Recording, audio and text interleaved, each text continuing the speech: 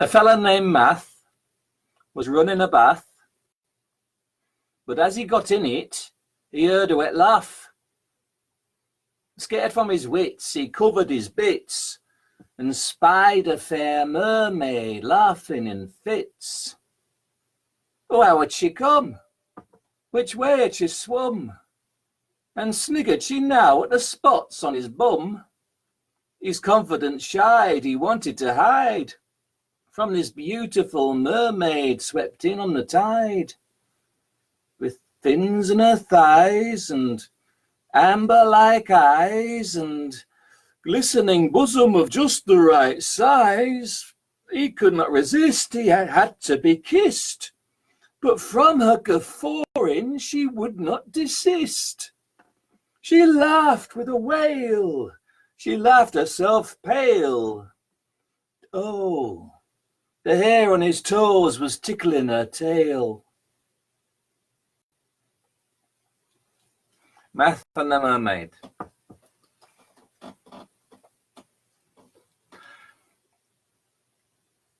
The second one, again, it's a connection with water.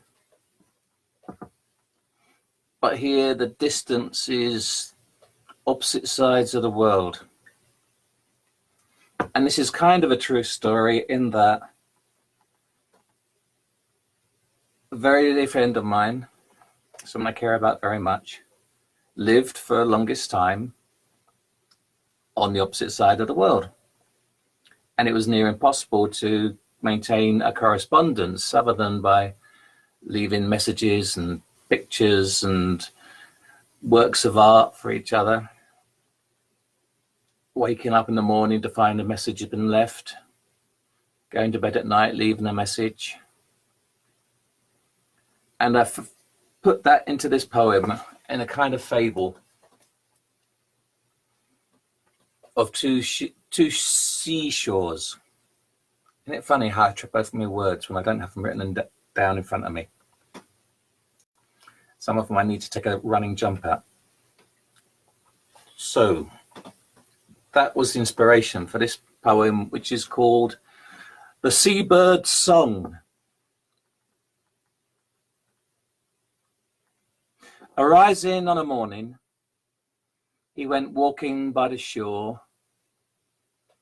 The water calm, the air was warm, and seabirds called as always they had done before. And so he knew himself at last away from harm. The settled clutter of the beach, the placed just there of pebbled sand, a balm he'd judged ever beyond his reach.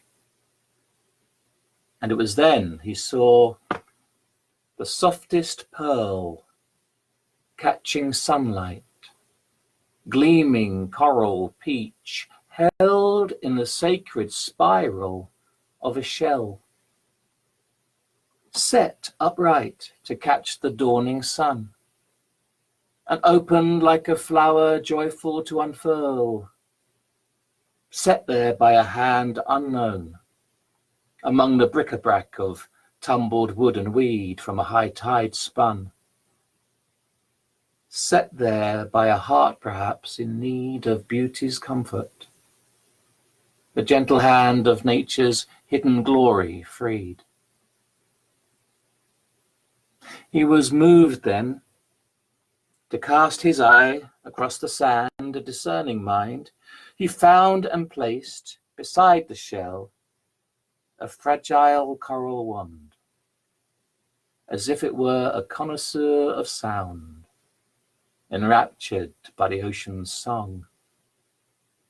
Smiled and left, the seabirds wheeling round.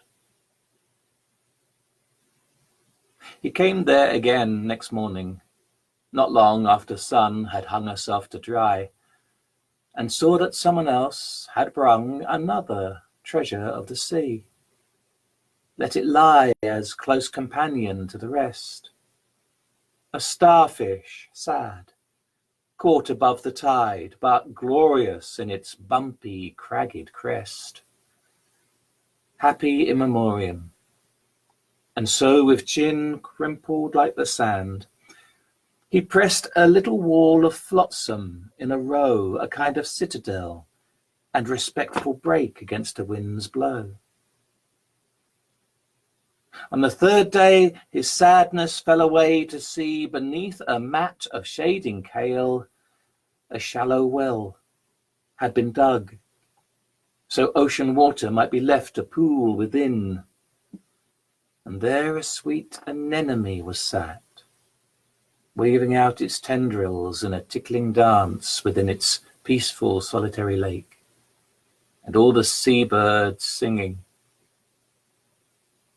So now he gathered shells himself, taking only those most lovely, like the moon at night, and all other tasks forsaking, wrote them, where the smooth sand was brightest, into a verse that caught the gentle murmur of a seabird's flight, the agitation of an ocean fraught, the steady knowledge of the sand's sleep, the sigh of the anxious wave brought to resolution.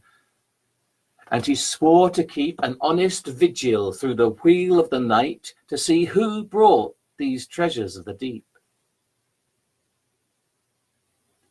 Hard upon the heel of morning, the night's hours spent in bleary, sand-filled trance, feeling blindly round for where the lost time went, he half imagined, half heard, a singing from the downy heavens bent, a song that glided round him like the birds spying for their food, and made him feel absurd.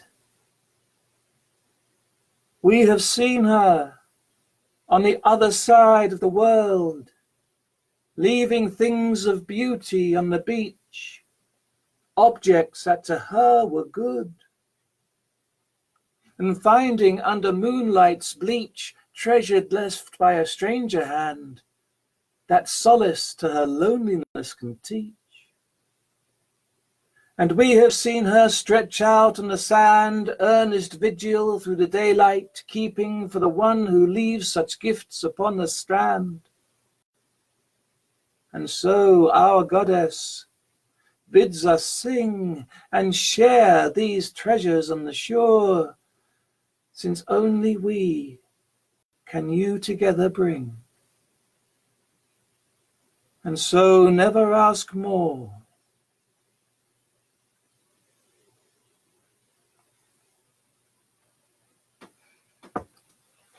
The birds being the only ones to be able to link those two hearts over the oceans. Bless them. Again, we're on water. Again, we're connecting people. This one is called Schooner. And it's the tale of a voyage over the seas.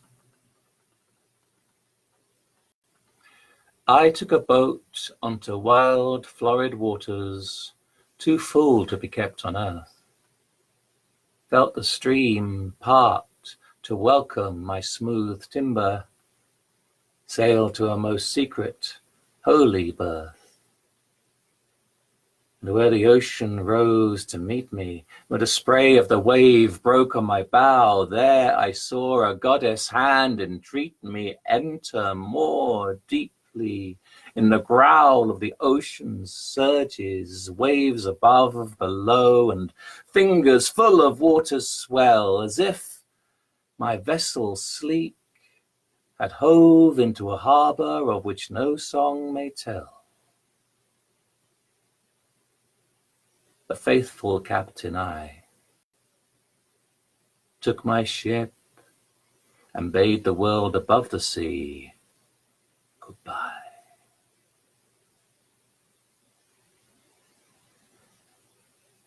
Honestly, that was about sailing a boat, it was. But this next one isn't. This is the fourth and the last for today, although I will be repeating all four of them at 9 o'clock, should you feel like you want to hear them again. And also the video will be available on the timeline after. I like to say this is a true story of a time when I was traveling through Ireland. And on a mountain, with a lake atop that mountain, of an encounter I had there. It's called the Silvery Waters. I met with a maid, a charming young maid, the Silvery Waters by, and she hung her head in sorrow so sad, and letting a tear from her eye. I spoke to the maid, the bonny young maid. Why sorrow you so, said I. The story she told of a ring of gold fell into the waters by. A ring of red, the maiden said, with a deep, heart-rending sigh, dropped out of her hand, rolled over the sand, and sunk in the waters by. O saddening tale, how might I avail to bring you to pleasure, said I. If I can endeavour to find your treasure, I'll happily give it a try. She asked me then, a smile again, and a sparkle come into her eye. Will you dare to brave the rippling wave, and see if the ring you spy?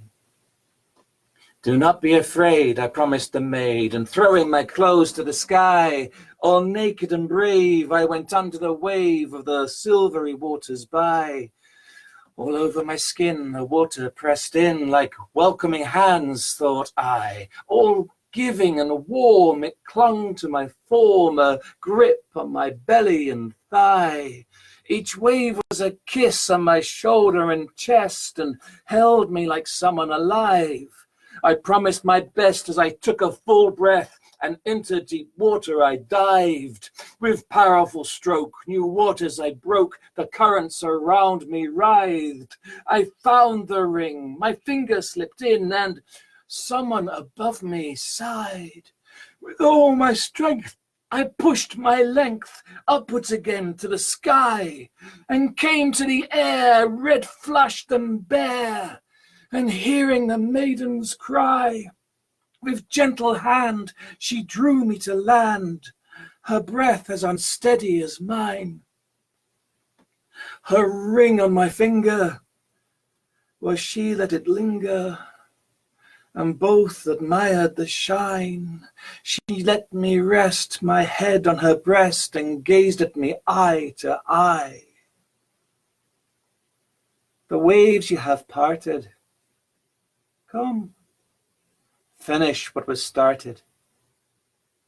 The silvery waters by.